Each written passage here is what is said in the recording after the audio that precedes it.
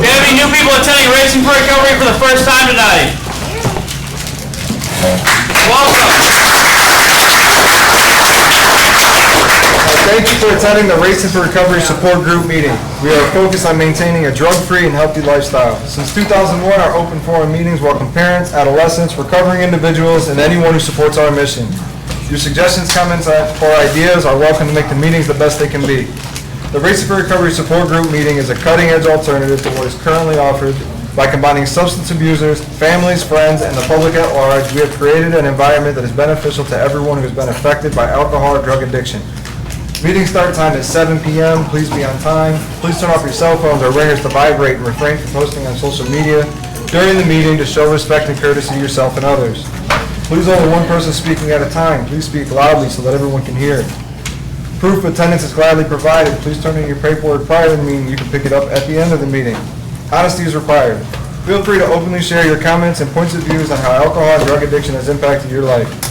This meeting is open to people of all ages and welcomes diversity, so please refrain from using excessive foul language or language that discriminates against any race, gender, religion, ethnicity, sexual orientation, or disability to maintain an atmosphere of respect and dignity for all who are present. If you see a visitor, a new member, or a returning member that you haven't seen in a while, please warmly welcome them into our program. Your confidentiality is important to us. What you say here will not be discussed outside of the meeting. Please refrain from leaving the meeting while it is in progress because it is disruptive to others. Smoking or vaping should be done far away from the building, and put your trash in the trash can. Thanks, Dustin. All right, who's got the guidelines for living a lifestyle recovery? Guidelines for living a lifestyle recovery. Lifestyle recovery guidelines are intended to be utilized by recovering individuals, their families, and everyone else who is striving to avoid substance abuse and achieve sobriety. Guidelines. Number 1, recognizing that substance abuse ruins lives. Number 2, want to pursue positive alternatives to substance abuse such as our education, employment, quality relationships, and health and fitness. Number 3, using resources such as friends, family, teachers, and peers as a way to achieve and remain sober. Adding sports, art, or music to these resources will help us stay focused and motivated. Number 4, defining balance and working towards making it a part of our everyday life. Number 5, building self-esteem and confidence through sobriety to combat negative feelings regarding oneself. 6, understanding that negative behaviors of isolation and self-pity lead to self-destruction. Number 7, lifting a person up is different than allowing them to continue their destructive lifestyles. Eat it for yourself and be patient with your friends and family. Number 8, learning how to help without supporting the addict's behavior. Providing assistance to the recovering individual that improves their lives, not further their usage. Number 9, recognizing personal challenges and integrating them into our lifestyles as challenges to triumph over. Number 10, caring for our personal, emotional, physical, and spiritual individuality is a source we use for our sense of worth. Each person is truly magnificent. Our mission at Racing for Recovery is to prevent all forms of substance abuse by promoting a lifestyle of fitness and health for all those affected by addiction. Thank you, Jeremy. Who's got What Racing for Recovery Means to Me by Kelly Anderson? Sean did, but I guess I'll read it. What Racing for Recovery Means to Me by Kelly Anderson. R, respect yourself enough to quit using. A, accept the challenges that lie ahead. C, commit to your recovery. I, include friends and family on your journey. N, never doubt your will to succeed. G, give yourself credit for your accomplishments. F, focus on positive things you want in life. O, overcome your fears and keep moving forward. R, remember the reasons you are seeking sobriety. R, reach out to others to give and receive support. E, expect holes in the road, choose another road. C, care for your body, we only get one in this lifetime. O, open your heart, mind, emotions, and spirit. B, victory comes from a balanced lifestyle. E, educate yourself on all aspects of recovery. R, Race for Recovery saves lives, and Y, you learn that with sobriety anything is possible, especially recovery. You almost have it memorized. Thanks, Deanna. Yeah. All right, it's time for introductions. Here's where we go around the room. You say your name and why you decided to join us tonight. My name is Dustin. I'm here tonight because this meeting is part of my consistent routine, and it's my favorite way to start off the week.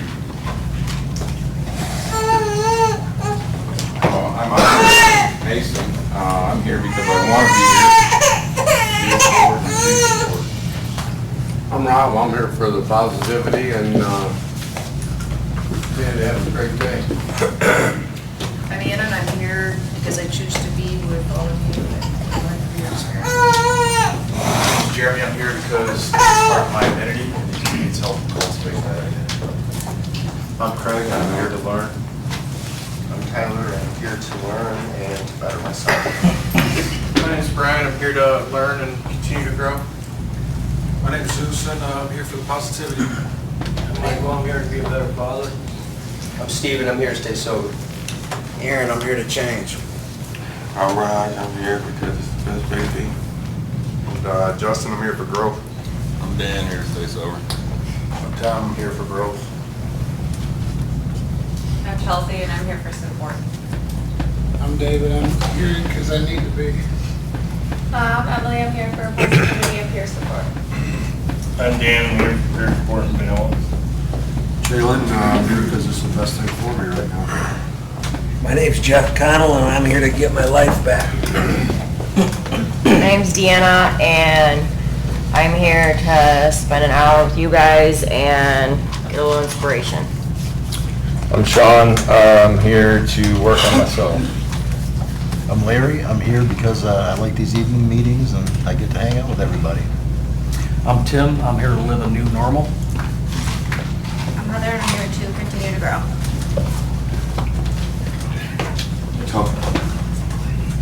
Tony, to continue to live a better life.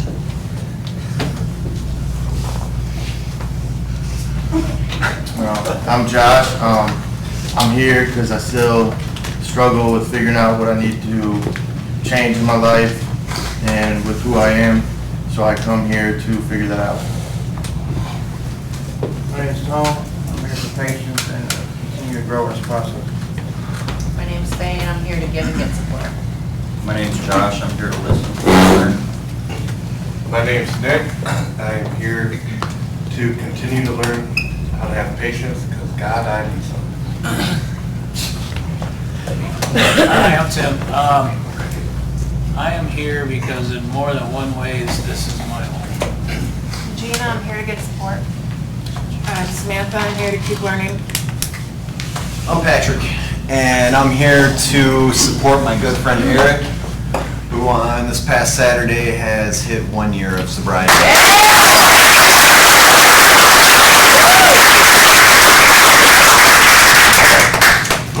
I'm Eric. I'm just here to try to improve on all the positives that this lifestyle has given me. I'm Randy, I'm here to stay sober. I'm Andrew. To me, I love coming to this place, and I'm here to be a better version of myself. My name is Josh, and I'm here to stay sober. I'm Steve, I come here to stay on the right track. AJ, I'm here to come and better myself. I'm Tara, I'm here to stay balanced. Chris, I come for positivity and to hang out with my peers. I'm Jeff, I'm here for some hope and inspiration. Sarah, and I'm here to learn. At this meeting in particular, I always hear something insightful and very helpful because there's a lot of great stuff. I'm Mike, and I'm here to continue learning. Charmony. Hi, I'm Charmony, and I'm here because when I do positive things, I feel better about myself. I like it here. I'm Tiffany, and I'm here for a lifestyle change and to continue to grow. Nick, I'm here to keep learning and growing. I'm Megan, I'm here for positivity and to read more out of this book. I'm Des, and I'm here to learn balance. I'm Randall. I come to these meetings to not forget where I came from. I'm John, I'm here to learn patience and balance. I'm Kyle, I gotta think of something new since Randall stole my line, so I guess I'm here for accountability. Cool. I'm Frank, I'm here because it works, and to let you guys all know, I'll be here for just a couple more weeks. I'm going back home. What? Thanks, buddy. Heard. I'm Don, here to stay focused. I'm Heidi. I'm here to change my life and to give out free smiles. Nice. I'm Jess. I'm here to work on my recovery through balance and finding fulfillment. I'm Allie. I'm here for guidance. My name's Luke. I'm here to support. I'm Meredith. I'm here to work on my recovery. I'm Sarah. I'm here to stay sober. I'm Rachel. I'm here to stay sober and be a good person. Bobby, I'm here to continue moving forward in my recovery. I'm Steven. I'm here because I love hearing about success stories. I love seeing people come for their first days. I love watching people grow. It's the best feeling watching people do well and just be here cheering on the sidelines the whole time. It's just a great feeling.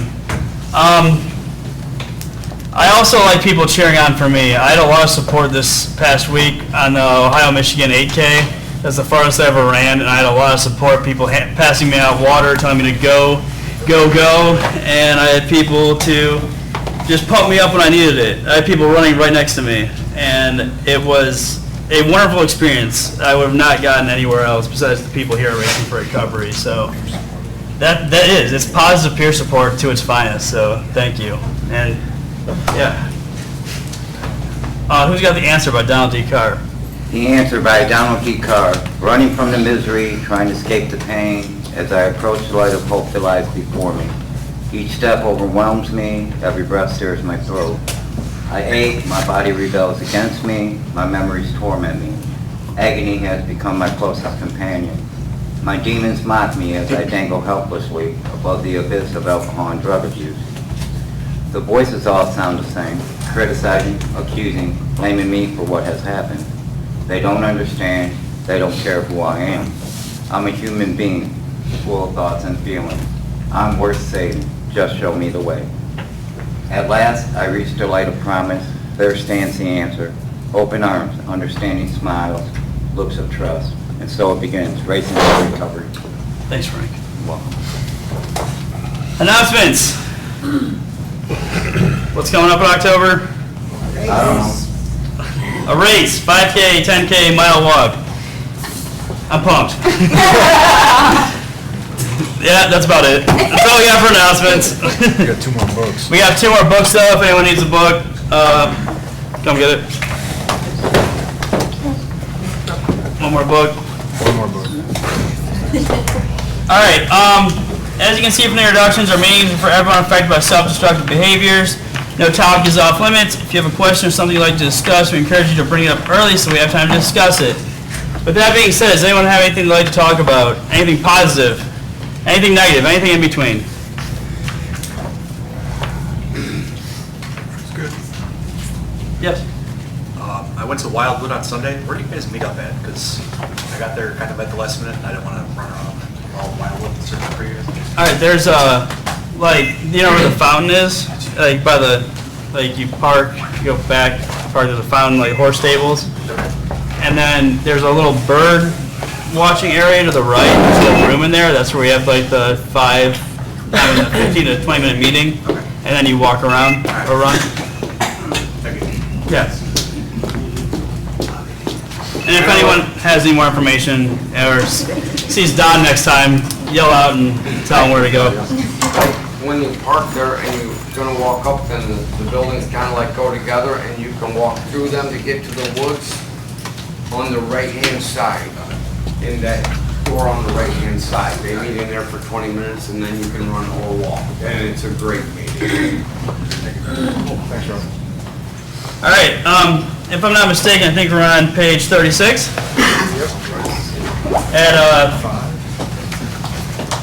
be patient, right? No, get back. Get back, rule number 5, get back, 37. You can never get it right.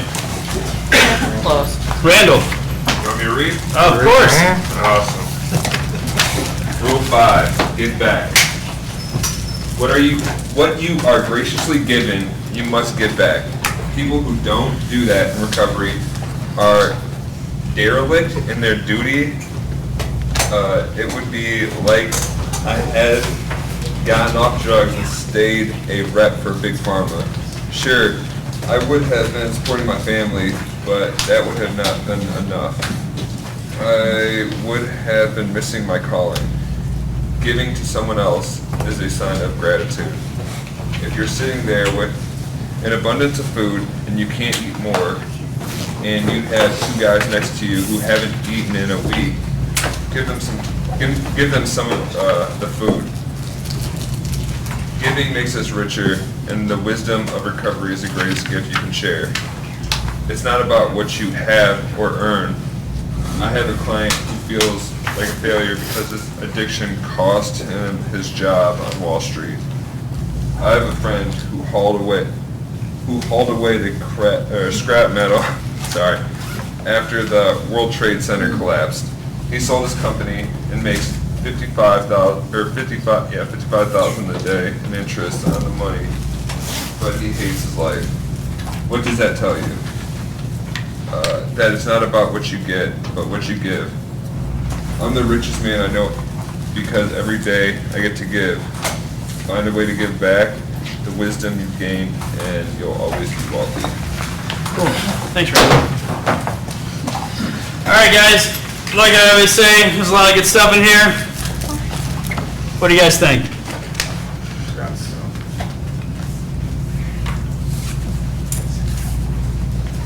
Yeah, Frank. I like how he says about, like giving back, missing your callings and stuff like that. If you know your calling, go for it. That's what I would say. That shows your sign of gratitude and everything. Thanks, Frank.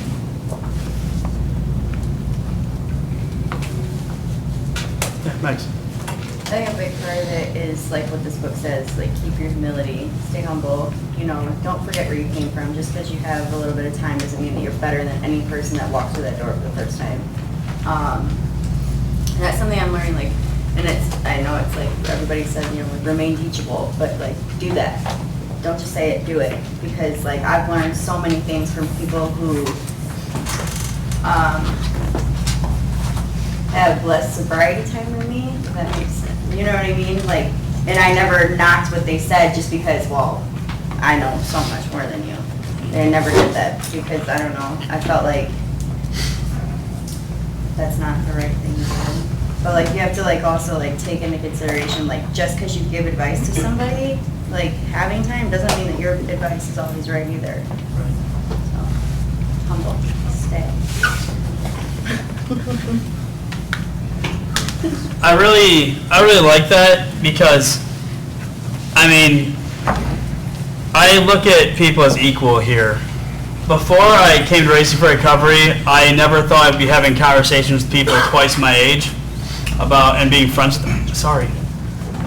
Or being friends with them, or having anything in common with them. I'd be like, oh, you guys are around my parents' age. What do I have in common with you? You know what I mean? But no, literally, that's how I felt. And then I started coming around here, and everyone is equal. It doesn't matter your age, sex, what you like to do, who you like to talk to. It doesn't matter. I learned everything from so many different kinds of people that it just opened my eyes. And I never would have experienced that except for here. And I realized that sobriety time doesn't really mean much. It's a number, yeah, but it's about what you do in those days. And there's more than one way to get to Cleveland. Everyone else is on their own separate paths. And with that being said, someone might be conquering something that I haven't done yet. And I've said this before. Someone might be doing the same thing as me, and we might be in two different stages of sobriety, but we're doing the same things for our self-betterment. It doesn't matter about the time. It's a matter of how you use it and how you look at people and learn from them. Because someone's first day in here with 1 day of sobriety can teach me more than someone with 20 years can. For sure. And I think that's a great lesson to stay humble to. So thanks. No offense to the old people in the room. The old man's got something. What you got? I've been clean and sober for a little time now, and I listen to what people say deep-heartedly when everyone speaks, from the guy with 1 day to the guy with 4 years, and I don't take everything that everyone says to heart, but I take a lot of it. Just like Sean said last week or 2 weeks ago, I don't say I'm sorry anymore. And since that day, I don't say I'm sorry anymore. I mean, if I do something right then, immediately, yeah, but for my past, that means nothing anymore. So I learn from you guys every week. I learn something new. And I never try to put negativity onto anyone throughout my entire day. Because why would I want to ruin someone else's day? I try to spread positivity every day throughout my entire day. When I get up at 4:30 till I go to bed, every day. You know, and my friend here was down in the dumps last week, and he called me, and I went over there, and everyone wants everything. For me, I want everything right now because I have an addictive personality, and I'm an alcoholic and an addict, and I want everything now. And so does my friend. And he wants to be able to run a marathon right now. And for me. And I said, dude, look at what you've done in the last 2 months. Didn't I have to change your door because we couldn't get the wheelchair out the other way? You know, look at, when I came in your house just now, you were walking from the stove to the chair. Hello? And when I left, he sent me a text that said, thanks for stopping by. I changed his complete attitude. Because look how good he's doing. He walked in here without the walker today. I mean, come on, dude. I'm not pushing him anymore. You know, everything takes time. But I listen to every single person in here. That's why I come every week, twice a week. The same old man sits in the same seat, either that side or this side. But I learn from you guys, and that's why I come. Thank you. I don't know what old man you're talking about, though. Me. Oh, okay. Probably the oldest guy in there. Oh, stop. Sean. Yeah, I was reading this, you know, today I can give back and not expect to receive something back, you know. My whole life I would give, and then expect you to give me something back, or you know, give me back the favor or so forth, you know.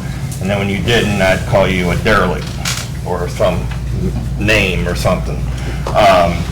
You know, today I can't give away anything I don't have when it comes to sobriety. You know, doesn't matter what time I have. If I'm not putting in the work, or I can give my suggestion or how I'm doing something if someone sees something, but I can't give advice on. There's certain things I can give advice to, right? But like working out today, I was giving Josh a couple tips that and he tried something different. But when it comes to giving away things, my whole life, I'd be the guy that's drunk in the bar and buying shots and doing everything, and then when my money was gone, I'm like, you gonna give me a shot? Well, I'm broke. And then, fucking asshole, I was one of that guys, So I always expected something back in return. My whole life I did that. And I wouldn't be honest if I sat here and said that I didn't have those thoughts or start talking behind someone's back or doing something. That's my past experience, Today I gave a couple shirts away last night, didn't fit no more. So it feels good to do that. Yeah, it's just, I don't even know where I was going with all this, but I just watched myself today, and try to do the next right thing, and each day gets better. Without that. Thanks, Sean. Giving back and being wealthy, being very wealthy, I guess is what Todd was saying in that, really struck me just because, being sober and learning how to have those normal feelings and really wanting to be a better person is awesome. For me, you know, I get to take what everybody says around here. I get to take what I've said, or I'm sorry, not what I've said, or, you know, what I've learned from them. And when I was going to IOPs, stuff like that. And, you know, just when I see someone down, I just want to, that's struggling around here or struggling with mental health or anything like that, I just try to, you know, be a friend and console them. And, you know, it makes me feel good. And even if they, you know, even if I don't get anything in return, or, you know, they're still mean to me, you know, that sense of integrity inside of myself, you know, makes me feel good knowing that I'm actually growing still inside and that I have grown.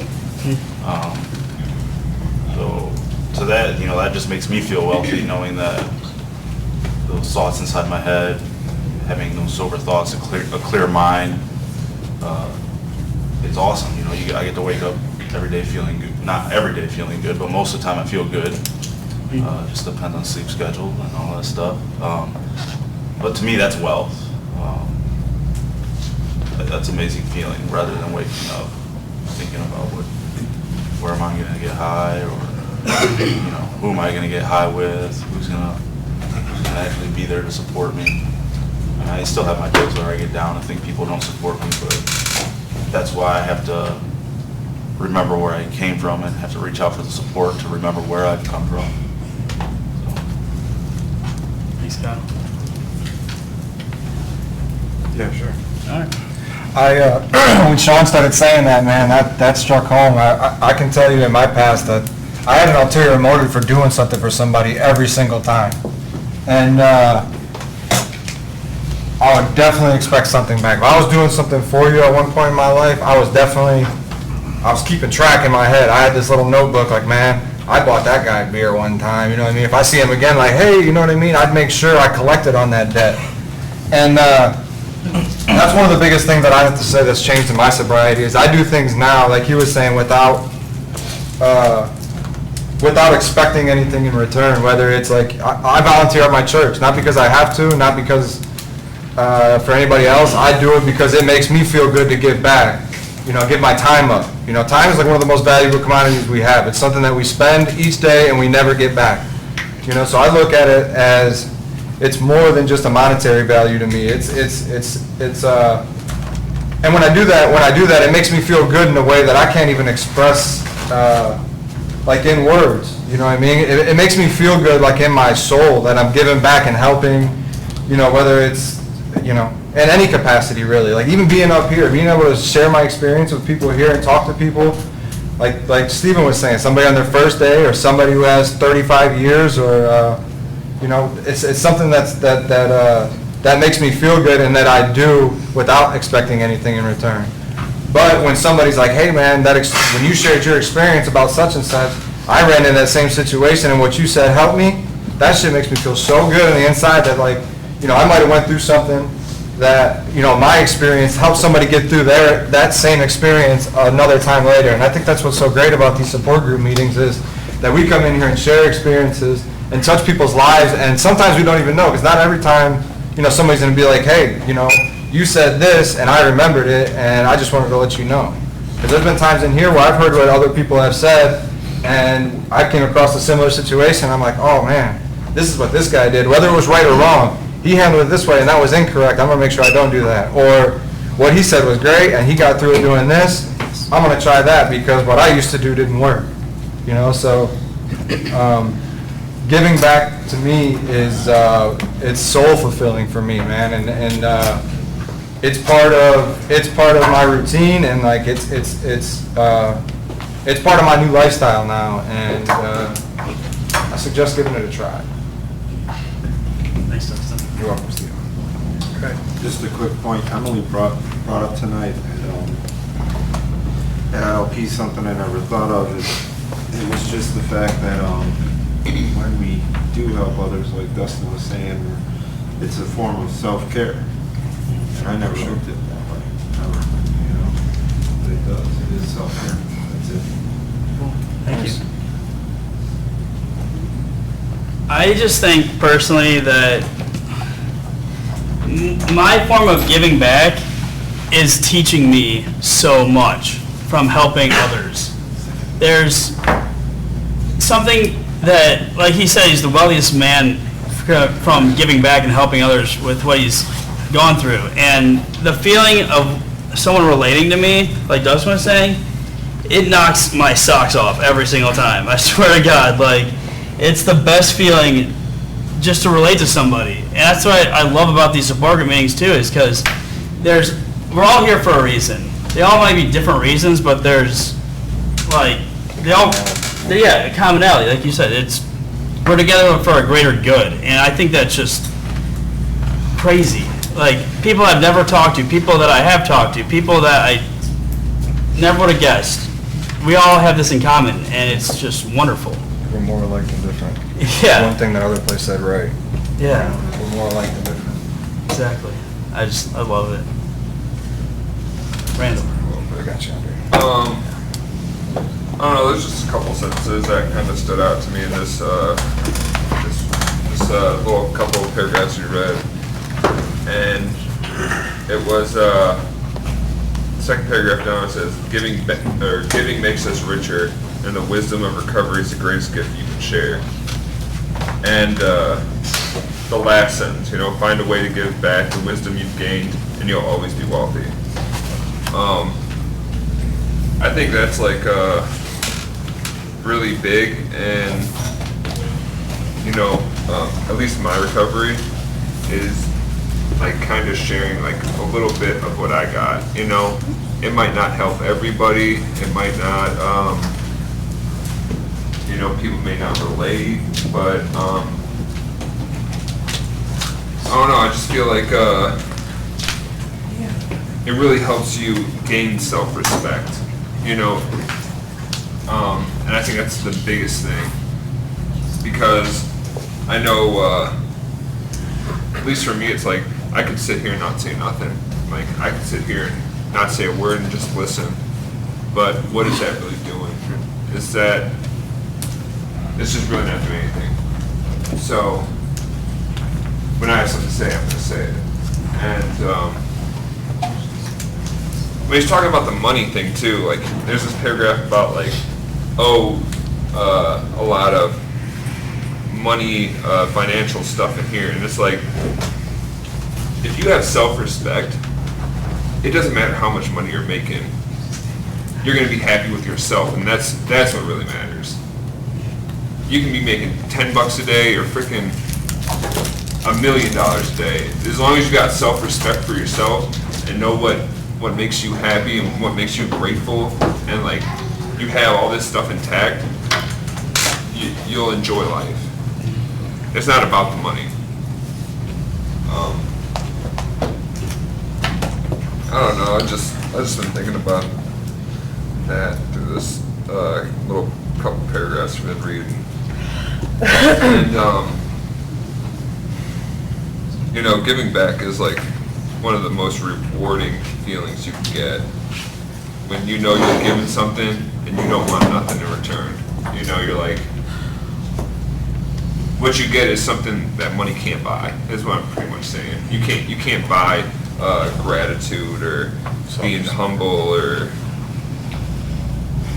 any of that stuff. And that's I think that's what it's all about in recovery. Thanks, Randall. Andre. The subject of giving, I just feel like it just goes full circle when you start giving, and there's so many different ways that you can give. I really like sharing when I come here, only because I've been through a lot of stuff, because I'm older than Rob. But the stuff that I try to share with you, I want to make sure it tries to come from my heart. Rob was telling the story, but he didn't even get close to the reason why he came over to my house. The reason why he came over to my house because I'm having trouble dealing with me making a decision if I'm going to have this second surgery or not. Because I died there last time, the same guy. And he's asking me all kinds of pertinent questions to ask myself. He was there a good half hour, 45 minutes, an hour. I mean, like, do you really think you can live with your hands and your nerves, you know, having these spasms and everything else? And how many questions have you asked your doctor? What have you done here? And I said, well, Rob, basically, with my drinking days, every time I made a decision, it was the wrong one. I said, I forced to have that surgery because I wanted to get it over with. Because I went in to see him with this CAT scan like on a Tuesday, and the next thing I know, I'm scheduled for Friday because somebody canceled and I want it over with. So why do I always have to put my 2 cents in? And every time I do, it's usually the wrong decision, and I'm like, what the hell? It's gonna be my decision to go under the knife again. And so a couple of days go by, and on Saturday, him and his wife come over there on these damn mini bikes. I'm like, what? They look like Veronica and Archie from the old comic strip days on these little mini bikes. And his wife said the most profound thing to me. She goes, Andrea, I kind of, you know, Rob told me how you kind of feel and everything, but she goes, the doctor that you're afraid of, if he wouldn't have stopped the surgery, maybe that blood clot, you wouldn't have even known it was there, and you would have been out in your yard doing something and died in your yard and nobody even knew it. She goes, so the doctor that you're afraid of actually saved your life by stopping the surgery. I mean, that's the kind of stuff that when you share with other people and you have good friends that you meet in places like this and you form some type of bond or camaraderie, it's just not me and Rob, it's Rob's wife now that's coming over to help me also. The two of them came over and cut my grass the other day because they know I don't like my yard looking like somebody doesn't live there. I mean, it looked like a professional landscape company came in and did it. And when I want to give something back to Rob and his wife, you know, the only thing I got is told her to come over and pick some fresh flowers, or I gave her a little planter the other day, or, you know, I'm trying to give back, but I don't know. To me, that's like not monetary, but it's a thing. I want to give people something back that you know is coming from me. Right. Because I know it's coming from my heart. I know what they do for me is coming from their heart, and they're not expecting anything back. And that's why I like to share when I'm here, because I'm not expecting anything back. If somebody takes it home with them and it's useful, so be it. If not, who knows, if that situation may come up 2 years from now. And when it comes to wealth, I was one of those that had that 9-to-5 job or 8-to-5 job for 31 years at the same place, and when it comes down to it, I'm broke. You know, I got my house and my friends and my dog and family, and that means more to me than anything else. You know, that's all. Thank you. Yeah, this kind of ties into something I've been getting like frustrated / struggling with, and that's like trying to find my purpose. So I like the topic in general, and when I think about giving back, I think about how I can do that in the future. Also, I also reflect on like times I was happiest in my life. Is when I was either like making a difference or giving back in some way.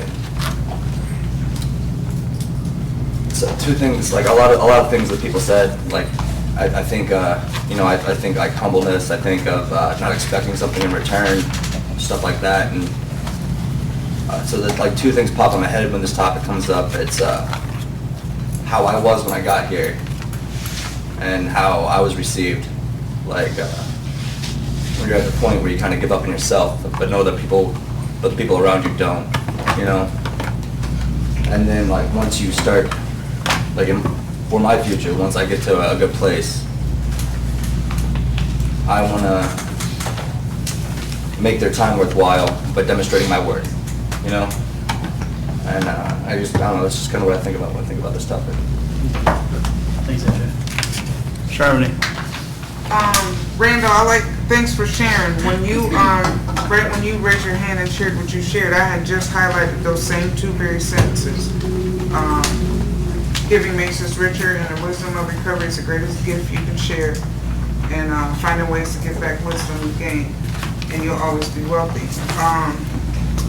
That's kind of what motivates me, I guess, in my recovery or to continue recovering is knowing that one day, it might not be in here in Racing for Recovery, someday in my future, I'll be able to help some girl that's endured, going through abusive relationships, had an abortion, drug addiction, whatever, something that I survived in my past, I'll be able to help somebody with. Just like last week, Tara, on Thursday, you shared that you were granted unsupervised visits with your kids, and that's something I'm kind of that's a struggle of mine, so I need to get with you to, get help. That gave me some hope, that things are possible. Stephen, I like what you said about, basically there's no big eyes and little U's in here. I love that, like clean, the other fellowship, that clean time crap. That, to me, it made me feel like crap, because the people with the lowest time were the last ones to get recognized, and we don't do that here, so it helps with my self-esteem, just knowing that pretty much we're all equal, basically. That's all I got. Thanks for listening. Thank you. Thanks, Sherman. Josh. So I know there's many forms of giving back, but like when it comes to offering support to other people, like let's say in these rooms, like I struggle because a lot of time I still question some of the things I do, like so I don't feel like I can have anything to offer, like support, because I'm still trying to figure out, some of the things that I do, so I think sometimes it looks like maybe I'm like standoffish or even like a jerk, but really it's, I'm scared to let people in, and with trust and stuff, but I also, I don't want to have sometimes those conversations, admittedly, because I also, like I don't even like sharing a lot of times, because there's some things like I don't know if I'm supposed to change or if I am, if I'm holding on to them because of pride, so it's like, I feel like sometimes I'm trying to figure out too much on my own, but I know that like, I hope with down the road, I'll be able to give back more to other people struggling. I mean, I can, say the simple things like just don't use, but I mean, if someone starts delving into like life questions, I immediately feel like, man, don't ask me. It's like, go ask someone else, and I don't know. So I'm reading this and I like almost feel guilty that I don't do more. But I mean, that's honestly, why I don't. Man, you need to give yourself a little bit more credit too, because we're all here for a special reason, I feel like. We all have assets. We all have skills. We all have things we've gone through that can help other people. I felt the way you felt too.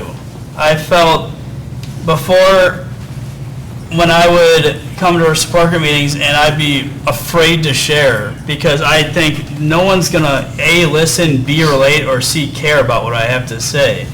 And at that point, I didn't think I had enough time or whatever, because I was still trying to figure out myself. But there's so much stuff that we're all so good at, and we don't give ourselves enough credit. I mean, you can teach me how to work out. You can teach me how to dress a little bit and style my hair. You look great today, dude. So, look at that. See? I mean, we all have such good things about ourselves, but we have to give ourselves a little bit of credit. We all have innate gifts. And I think that what this is getting at is that the gifts we have, we need to share them. And that's what makes this room so special. This building, this program, this lifestyle. I think, personally, that I have a gift and I need to share that with people, because if I don't, then I'm being greedy. Then I'm, like Todd says that if he wouldn't have shared his gift to all of us, we wouldn't be here right now. If I wouldn't share my gifts with people, there wouldn't be people coming to this meeting is packed full of people, and I guess I can say it's because I do a decent job, but That's just my self-esteem. And you guys must like me a little bit to keep coming back every week. I have to say something like that, but I don't know. It's just tough giving ourselves credit sometimes, and I get that. And I think we all need to give ourselves a little bit more credit what we're good at, because we're all good at something. We're all good at a lot of stuff. Maybe we just haven't found it out yet either. Just food for thought. Deanna. I was just gonna say, I was just thinking like, I have a lot of gratitude for people who have given back to me. A lot of people don't even know that they have. I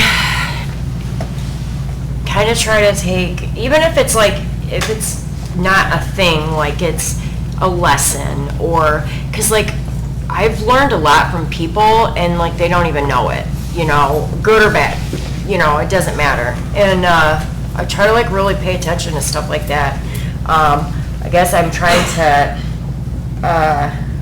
learn things like the not so hard way anymore. Kind of got sick of hitting my head against the wall. And I think, you know, a lot of times we're giving and we don't even know we are. And sometimes that's the best stuff, you know.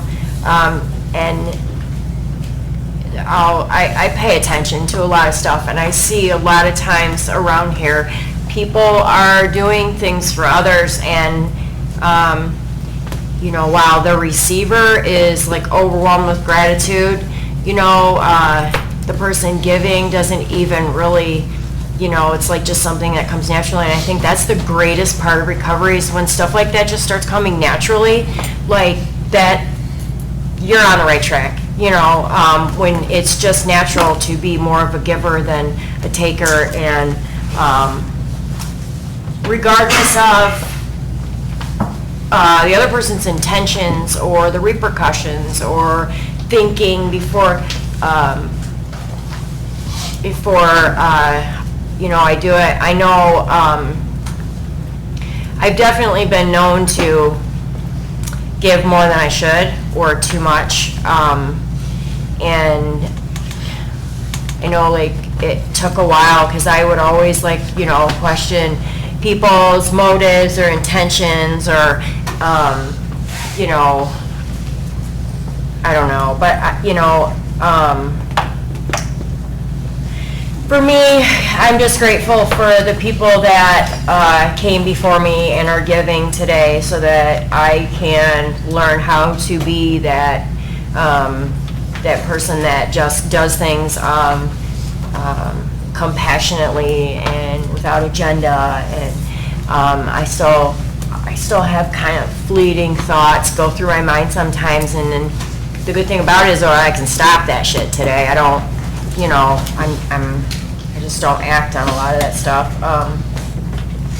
But yeah, I was just thinking about, somebody said something about like time. Was it, you said something about time is like the greatest gift you can give, and I was thinking about how I got upset with someone today because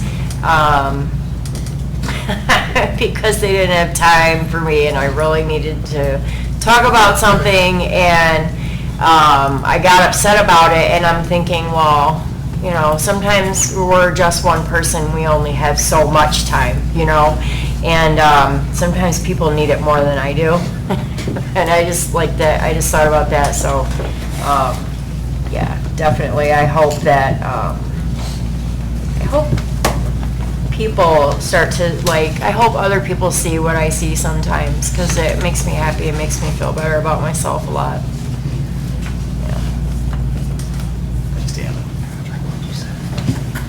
Patrick. This is kind of awesome, and I apologize if I veer off, whatever. What you are graciously given, you must give back. And,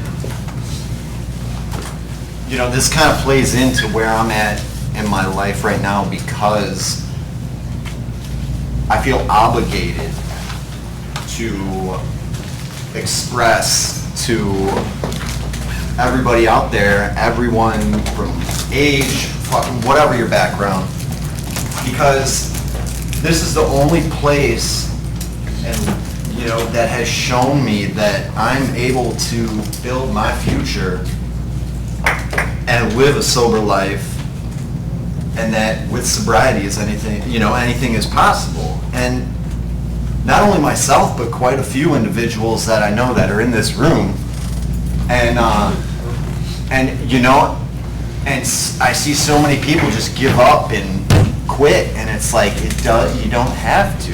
You can actually be happy, sober, and build whatever life you want. And I feel obligated. That's why I like that first sentence, because I remember I've had conversations with Todd, and it's like, this was given to me. Why would I hold it in when there's so many hurting people out there? Thank you, Patrick.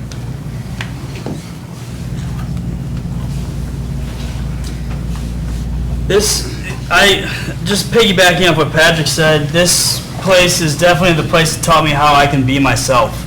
And that's the greatest thing that's ever been given to me, is that I can love myself. That was the hardest thing to do. Like, catch me like 4 years ago, and you would catch me like literally beating my head against a wall, telling me how much I hate myself over the stupidest shit. Now I couldn't imagine doing that because of what I've learned here, the people I've met here, the experience I've shared with the people around me. You can't. Money can't buy that. It's priceless. What goes on here is priceless. And what I've learned here, I don't think I could have learned anywhere else. And it taught me to keep learning even outside of here. It taught me how to be truly happy. I had a weird moment this past weekend. I went to Nashville to see my favorite artist play music. And the first time I saw him, I wasn't sober. And I don't really remember it, and that's sad. But this time, I kept getting flashback memories of just being in Nashville, but now experiencing them sober. And I was happy with sober individuals, with people I care about. I was literally laughing because I was so happy and crying at the same time during this, while there's people around me that had no idea what was going on because they were too wrapped up in their own shit. And I was so happy. I was crying and hysterically laughing, and I couldn't have bought that with any amount of drugs. I tried to get there. It didn't work. Just experiencing things sober and right there, present. You can't pay for that. You can't buy that in a store. You can't, no matter how much shit you shove up your nose or in your arm, you can't get that. I've learned that here. To the people around me, the people before me, and the people after me too. Everyone's teaching me, and it's a crazy circle, but I mean, that's what recovery is about. So. People probably thought I was more fucked up than they were, honestly. Like, let's side note this real quick. They probably thought I was more fucked up than they were, but I was dead sober, and that's the golden ticket right there. Yeah. What's this guy on? Life, man. What's wrong with him? I don't know, dude. Dose of this. Dose of life. But yeah, with that being said, who's got the autobiography in 5 short chapters?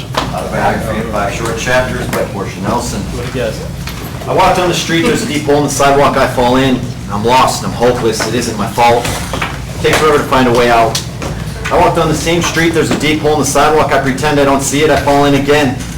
I can't believe I'm in the same place, but it isn't my fault. It takes a long time to get out. I walk down the same street, there's a deep hole in the sidewalk, I see it, it's there, I still fall in, it's a habit. My eyes are open, I know where I am, it is my fault. I get out immediately. I walk down the same street, there's a deep hole in the sidewalk, I walk around it. I walk down the street. Thanks coming, everyone!